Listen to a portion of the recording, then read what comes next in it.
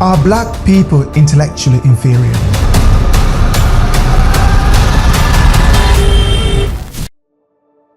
Are all of Africa's problems made in London, Paris, or Berlin?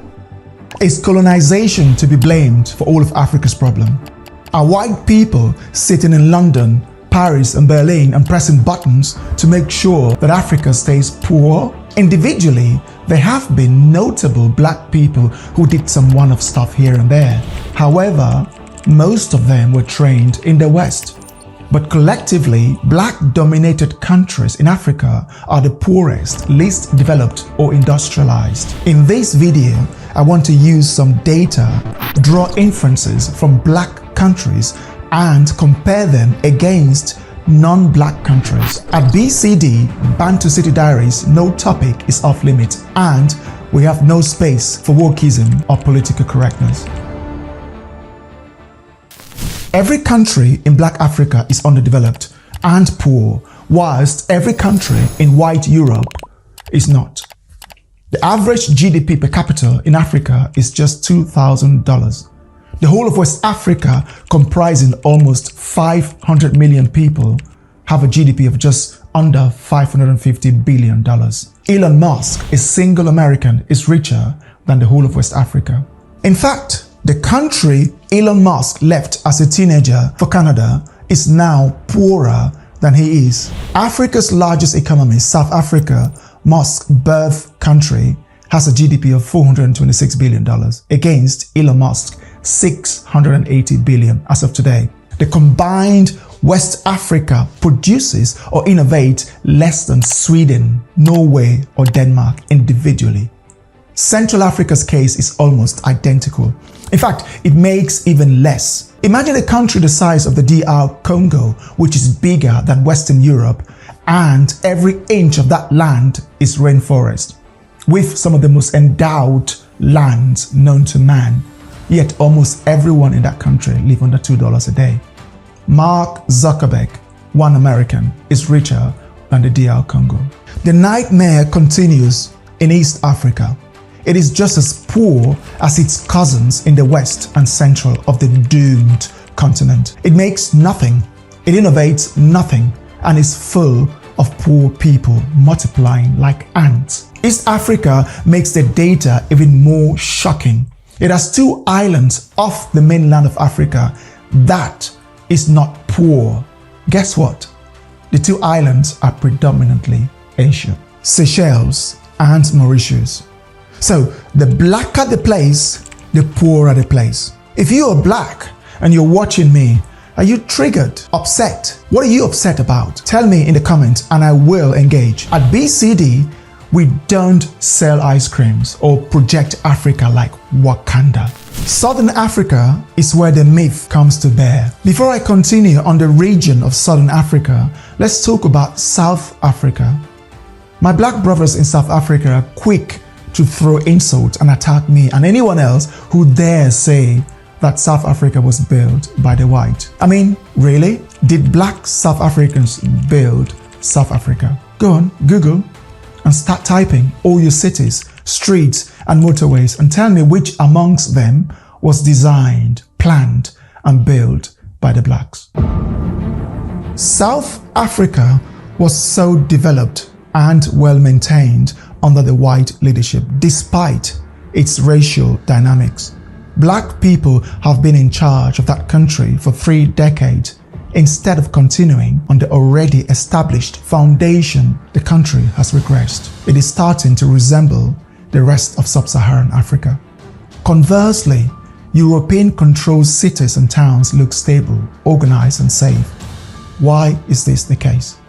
The KwaZulu-Natal police chief, a black police chief, said that 97% of all crimes were committed by black South Africans. Southern Africa is the least populated region in Africa. The myth that Botswana and Namibia are African beacons is so misleading. I think those who have not been there to either country would say that. I have been to both Namibia and Botswana, and they are just as shitty as the rest of Black Africa. The poverty and slums I saw just 5 kilometers outside Windhoek and Gaborone were worse than some of the slums in West Africa. Namibia is actually more developed than Botswana.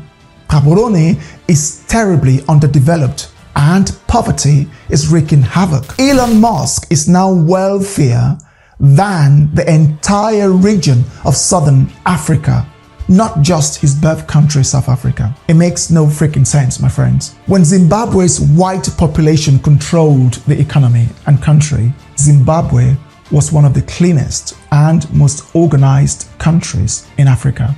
It had a stable economy with prosperous people. Zimbabwe plunged into chaos as soon as the whites lost their grip on the economy. Harare used to boast of being the cleanest capital on the continent. Was clearly not anymore.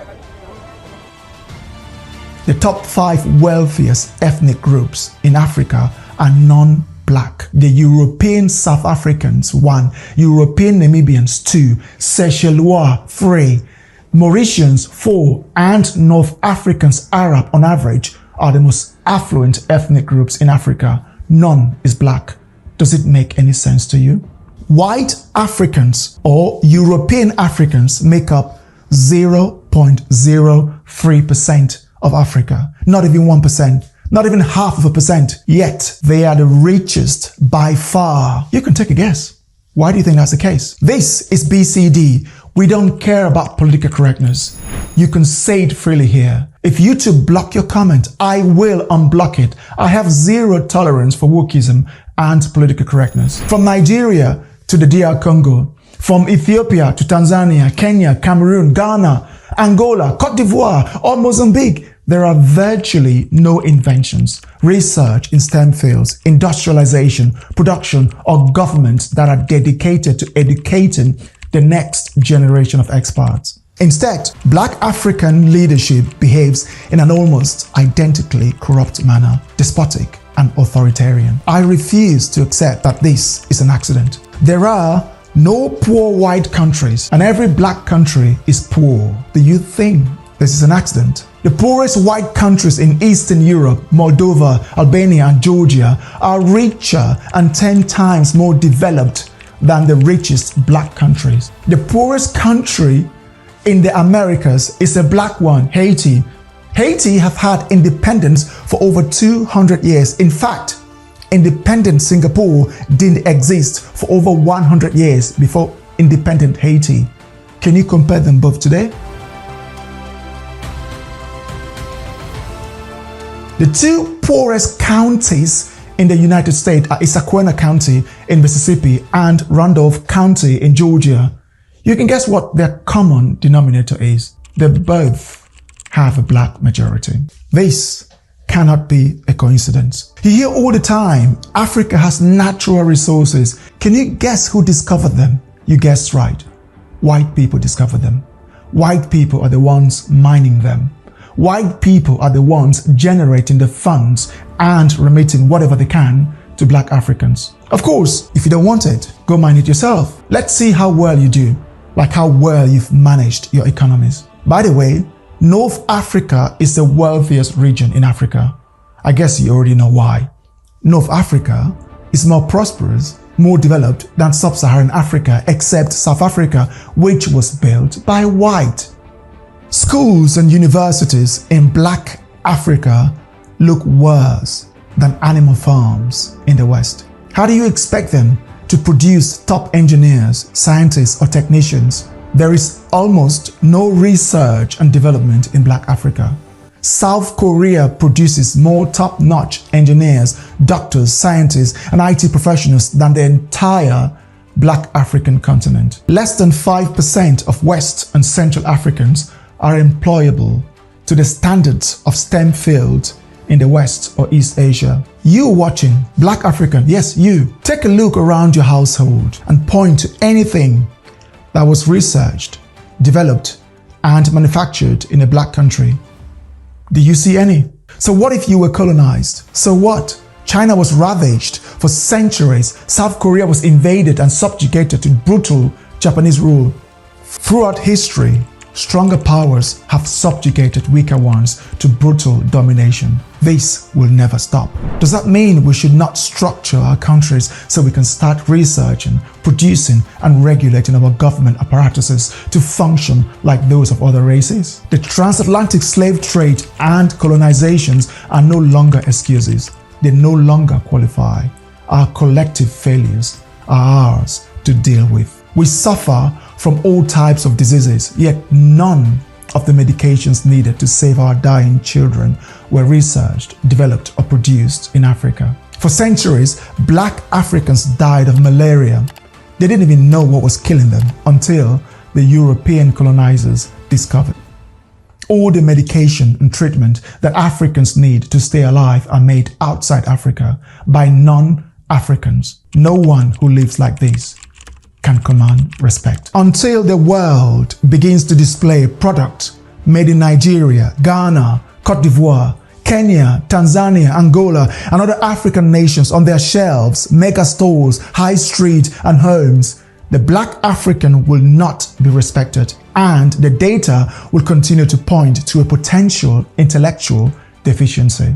Until our institutions are rock solid and transparent, and our educational systems are producing space scientists, medical doctors, and other skills based on Black Africa's research and curriculum without regurgitating already established Western standards, Black Africans will continue to face disrespect, and the data will continue to point to an intellectual deficiency.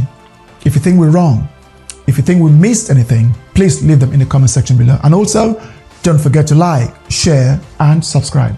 Thanks for watching.